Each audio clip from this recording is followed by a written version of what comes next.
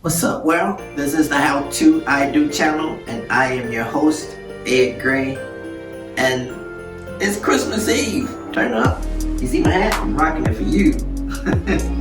Listen, by now you've watched enough YouTube videos, Facebook videos, wherever you're watching this on, and you know what to do. So I don't need to go through all of that. Like and share and subscribe. But also go ahead and visit our website, HowToIDo.org, and on all of your social media platforms at the HowToIDo with Ed and Sharita. I'm going to bypass my usual toss when I do that. Do my toss and then I cue the music or whatever, and I'm going to dive right into this subject, which is titled Merry Christmas. The joy and pain of Christmas in marriage. I have a lot to cover, so I'm going to dive right in. So get your pen and paper out and let's get started.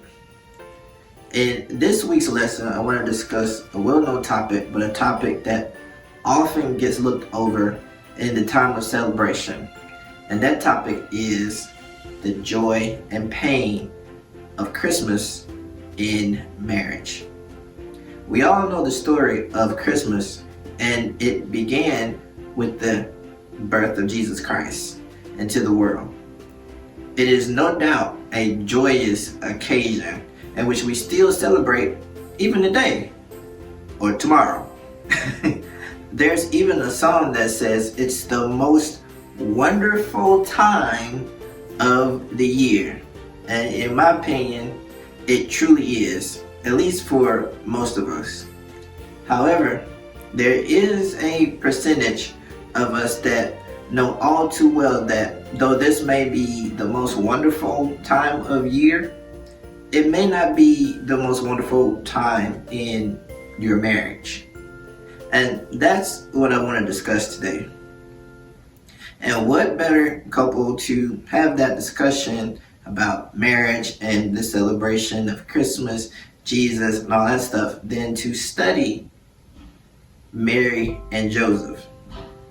Now, like in any time of having a baby, people around you get excited and joyful, and they want to bring gifts. And they may even come from near and far to see the baby. And it gives them a reason to take off from work. But this was no different in Mary's pregnancy than it is in pregnancies that occur today. The wise men came from far away to see the cute little baby Jesus, and they brought gifts along with them, kind of like an impromptu baby shower. It was cool. I mean, they brought all kinds of fancy gifts, expensive gifts. I mean, they brought everything. But they didn't bring no diapers. Man. Usually that's the first thing we grab. You know, it's cheap, it's inexpensive, it's on the way, it's needed, and I can pick it up at the local Dollar General on the way to your house. It's a win-win-win in man world. But also no different from Mary's pregnancy than for pregnancies that occur in today's time is the fact that though it may be all joyous and celebratory on the outside, there's usually some form of dilemma happening behind the scenes that very few people may be aware of. For you, this dilemma may be the stress of being a first-time parent and not having a clue as to how to raise a child. Or maybe your dilemma is having a child at an inopportune time or with an inopportune person, and the list goes on and on. But behind the scenes of Jesus' birth was a couple that were engaged to be married, and the soon-to-be bride turned up to be pregnant. But not by the soon-to-be husband. If that ain't some Jerry Springer meets Maury Povich type scandal right there, I don't know what is.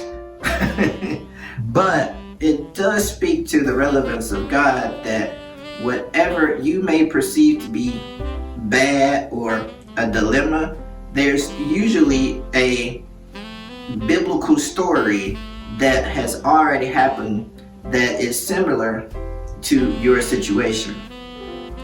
However, in this dilemma, where everything looks good on the outside, there's a dilemma for Joseph to decide what to do with this woman that I love and I want to marry, but I just got this new information. You see, Joseph's a good guy. So he decides that what he'll do is he will just simply dissolve the relationship quietly. He won't put out on Front Street like some of us will do, right? But then he had a dream. And the angel of the Lord appeared to him and told him, don't be afraid, man. Look, go ahead and marry Mary, because the child is conceived in her from the Holy Spirit. You see, it's right here, Matthew 1:20. It says, when he had contemplated this, an angel of the Lord appeared to him in a dream and said, Joseph, son of David, do not be afraid to take Mary as your wife, because the child conceived in her is from the Holy Spirit. The child conceived in her is of the Holy Spirit, is from the Holy Spirit. After that, all I can say is wow. I mean, I don't know. What do you say to that? You think you had a dilemma. Imagine being Joseph, man. Like, whoa, all right. I don't even know how that happened, but okay. But this is what I wanted to get to, because this is the part of the video where I always ask you guys, what does any of this have to do with marriage? And my answer to that question is always that it has everything to do with marriage. Because the question that many of us will unfortunately have to face at some point during our marriage, and possibly throughout the course of our marriage, is what do you do when what's happening on the outside doesn't reflect what's happening on the inside? On the outside, there's a celebration. People are bringing gifts and they're saying congratulations and they're patting you on the back. But on the inside, you've got what my dad calls a situation. But Joseph isn't alone in his situation. Mary was given the information first and had to deal with the fact that she was pregnant and had never had sex with anyone. Figure that. There's all types of dilemmas happening around here. So what should we learn from Mary and Joseph to apply in our own marriages during conflicting times of both joy and pain, joy and dilemmas, good and bad? The first point is to always remember that the whole point of Christmas is to reflect and focus our attention on Jesus Christ. Now, this is not only true during the time that we acknowledge the birth of Christ, but also throughout the entire year, in and out of season, in joy and in dilemmas, in joy and in pain, in good and bad situations. But I really want you to see how quickly the angel of the Lord redirected Joseph's attention from the dilemma back to Jesus and where he needs to be focused on right now.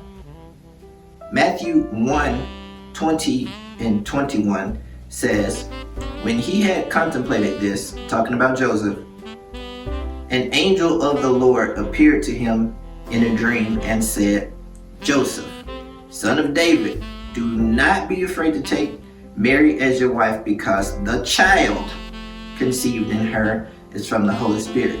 she will give birth to a son, and you will name him Jesus. See how they chop that attention up?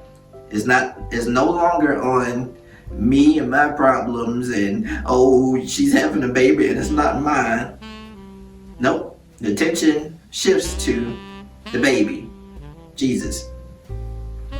In essence, the angel was saying, look, I know this is crazy and it's a dilemma, but look, she's going to give birth to a son and you're going to name him Jesus.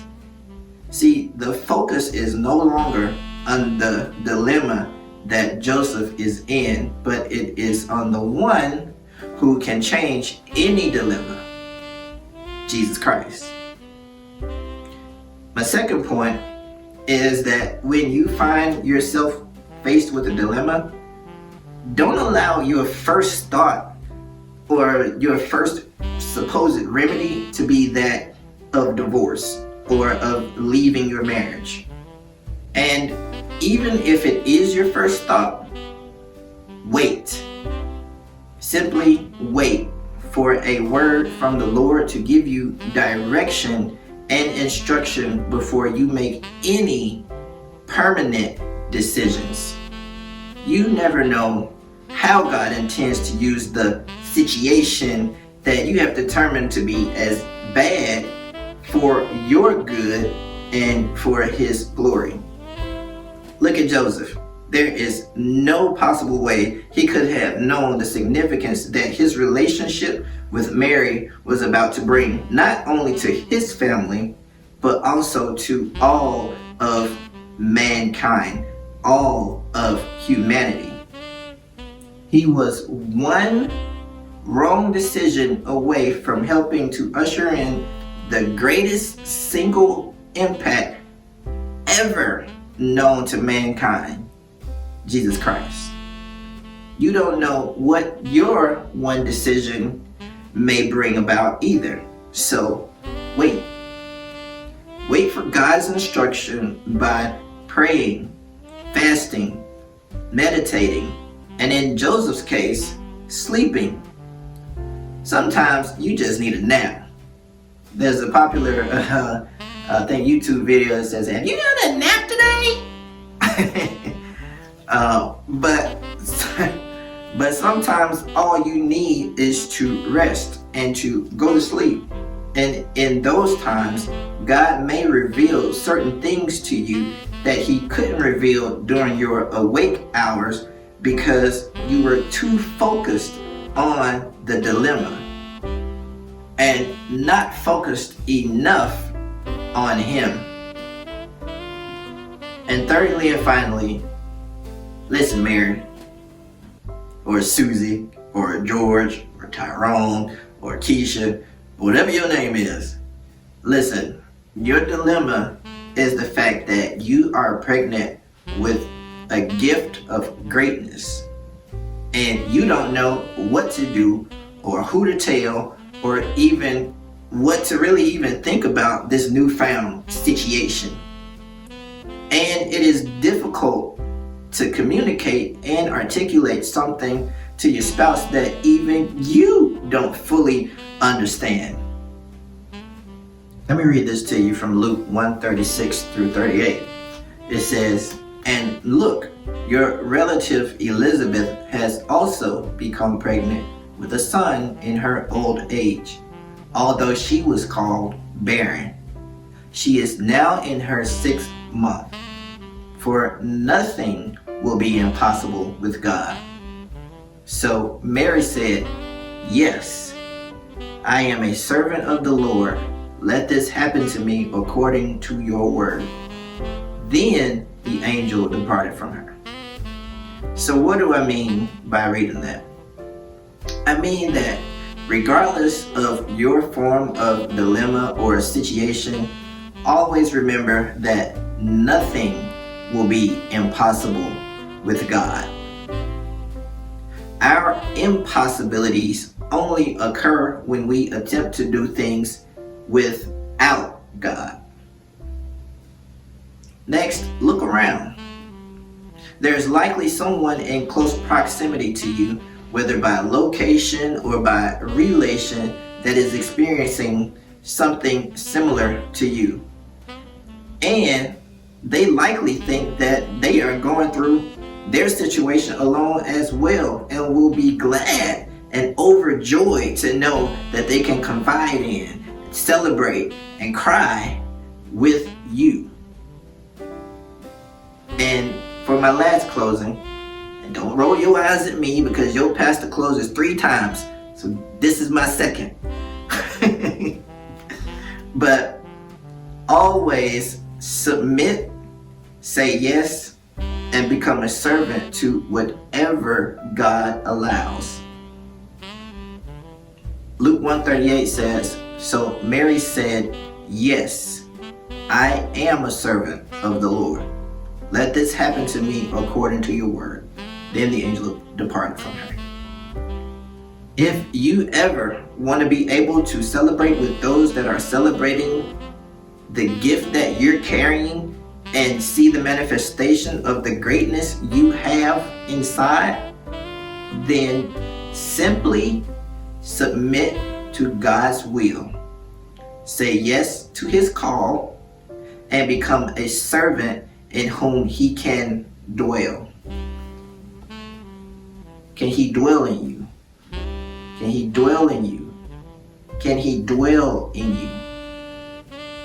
And that, my friends, is how you deal with the good and the bad, the joy and the pain, the joy and the dilemma, the joy and the sorrows of Christmas in a marriage, or really at any point during your marriage, any season during your marriage. Merry Christmas. Well, that's all I've got for you. It's Christmas Eve. I'm sure that you've got some Christmas shopping to finish up, so I won't hold you long. Save me a turkey leg. I'm coming over. Just playing. But make sure that you guys have a safe and enjoyable Christmas. And remember that Christ is the reason for the season and really the reason for everything. So let's make sure that we focus on him. Make sure that your marriage resembles how he wants us to do things. And I'm sure that you will find success. Till next time, peace.